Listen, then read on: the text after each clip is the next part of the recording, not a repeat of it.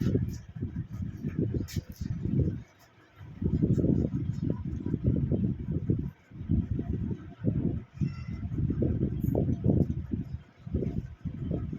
Guys, नमस्कार साथी। आप सभी को आज की क्लास में जो बताने वाले हैं, जो कि बहुत बेहतरीन तरीका से आज का कुछ यानी सिलेबस ऑब्जेक्टिव यानी साइंस का मोस्ट इम्पोर्टेंट ऑब्जेक्टिव का मोस्ट इम्पोर्टेंट क्वेश्चन, तो साथ ही साथ आप लोग ध्यान देंगे। और 2024 के लिए आप लोग कुछ अलग ही कुछ अलग सोचिए।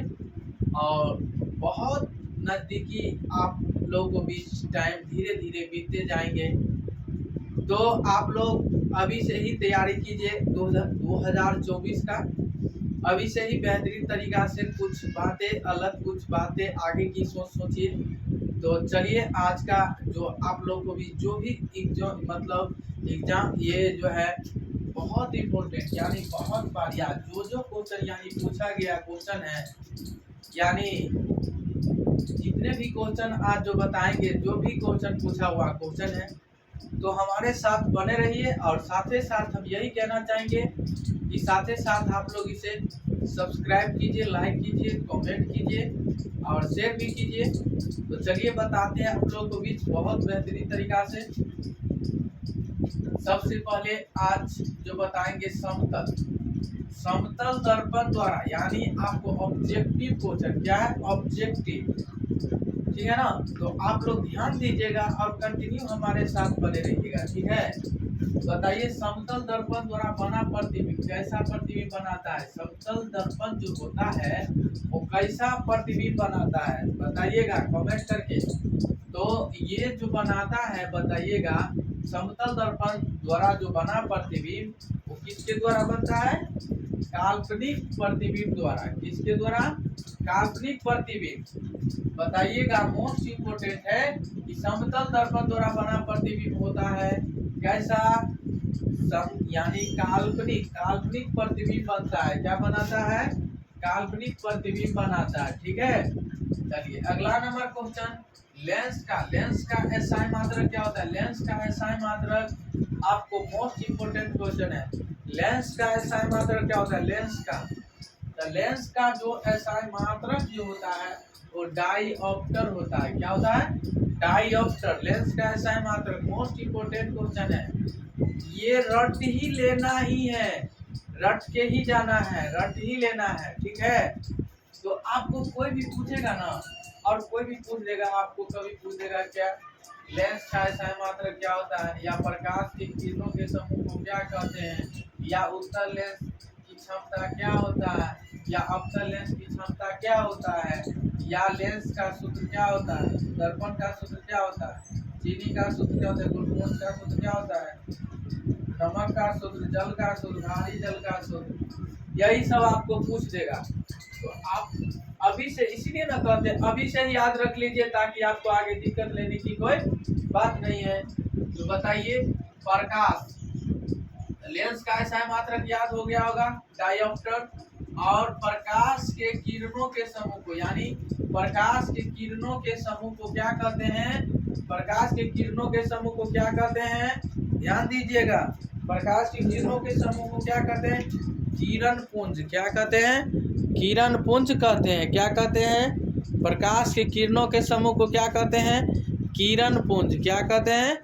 किरण पुंज कहते हैं। ध्यान दीजिएगा, मोस्ट इम्पोर्टेंट बातें हैं,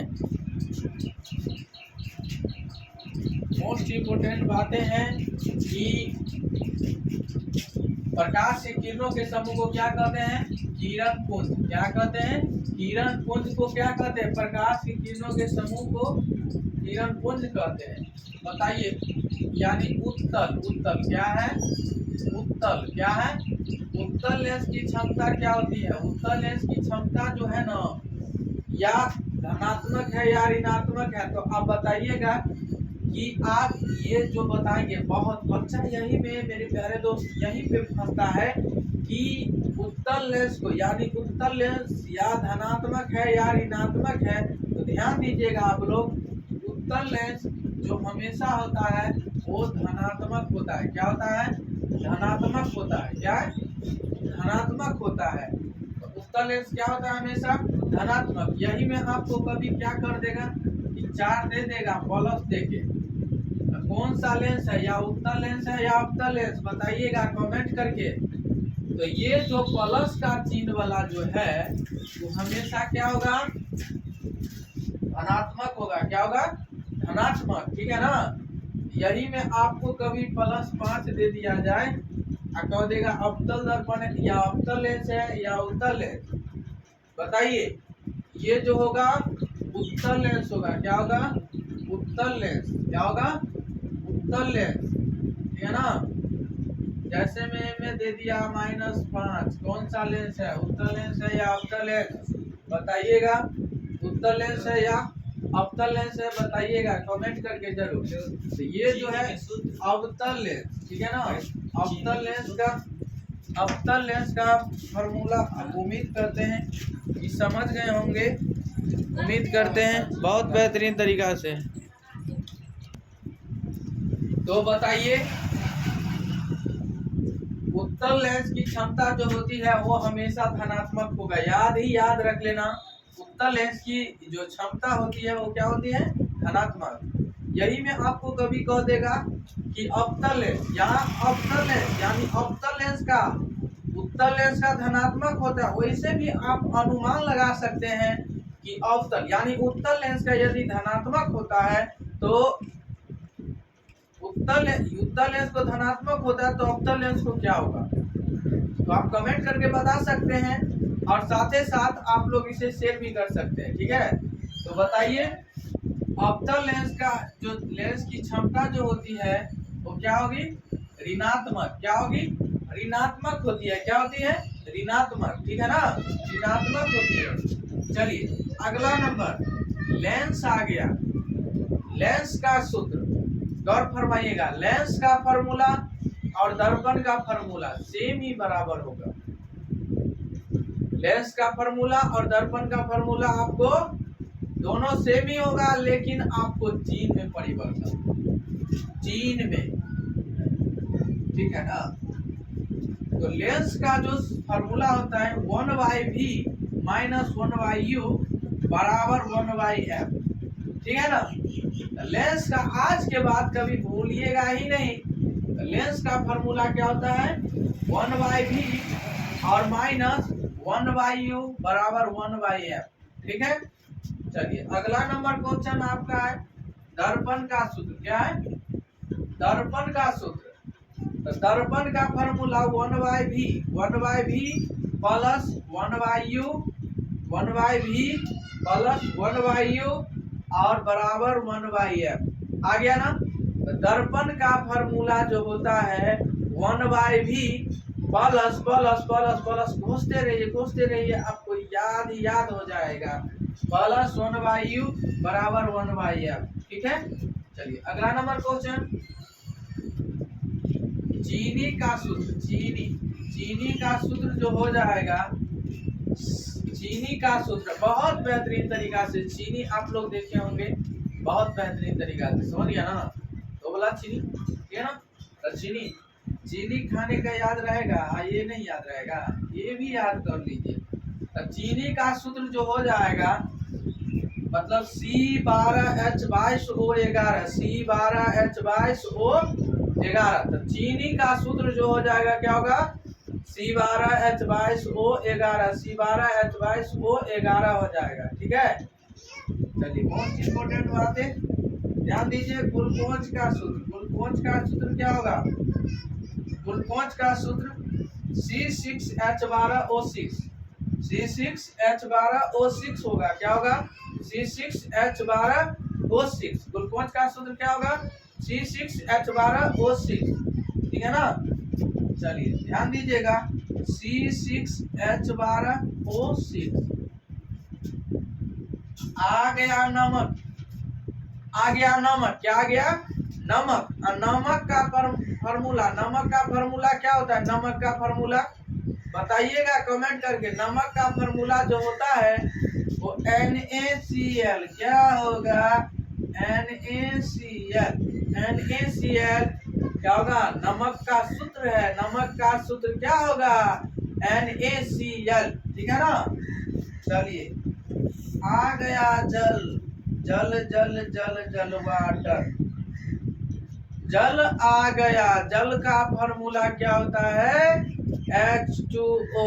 क्या होता है जल का फॉर्मूला? H2O। क्या होता है? H2 होता है। चलिए जल का फॉर्मूला क्या होता है?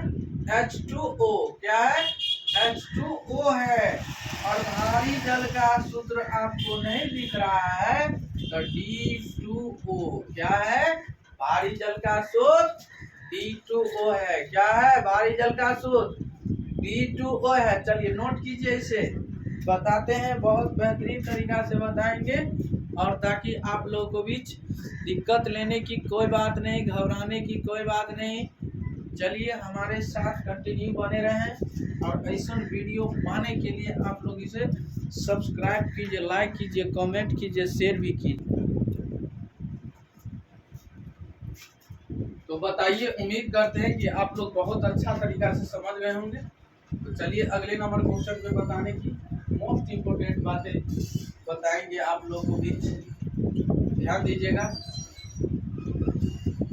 तो ये बातें आप कभी भी भूलना नहीं है, और इसे अभी से ही रटना शुरू कर दीजिए, ताकि आपको आगे दिक्कत लेने की कोई बात नहीं, आसान मेथड से आप लोग इसे याद कर सकते हैं। तो बताइएगा कि यानी अवतल, अवतल लेंस को क्या कहते हैं? क्या कहते हैं? अवतल लेंस को क्या कहते हैं? बताइएगा। अवतल लेंस को उत्तर में लिखिएगा। अवतल लेंस को अपसारी लेंस कहते हैं। अपसारी, अपसारी लेंस कहते हैं। अवतल लेंस को क्या कहते हैं? अपसारी लेंस। क्या कहते हैं? अवतल लेंस को अपसारी लेंस कहते हैं। यही में आपको उत्तल लेंस कह दिया जाए। उत्तल लेंस, उत्तल लेंस को क्या कहते हैं? उत्तल लेंस को क्या कहते हैं? उत्तल लेंस को अभिसारी लेंस, क्या? अभिसारी लेंस कहते हैं। अभिसारी लेंस कहते हैं, ठीक है। आप समझ गए हैं, उम्मीद करते समझ गए होंगे कि अवतल लेंस को क्या कहते हैं? अपसारी लेंस। और उत्तल लेंस को क्या कहते हैं? अभिसारी लेंस। तो याद रखिएगा, अभिसारी लेंस को क्या कहते हैं? उत्तल लेंस। और अपसारी लेंस को क्या कहते हैं? अवतल लेंस। उम्मीद करते हैं कि आप लोग बहुत अच्छा से सीखे होंगे। तो चलिए आज की क्लास में जाए, तब तक के लिए बने, इससे अगले वीडियो में फिर मिलेंगे। आज के लिए इतना ही।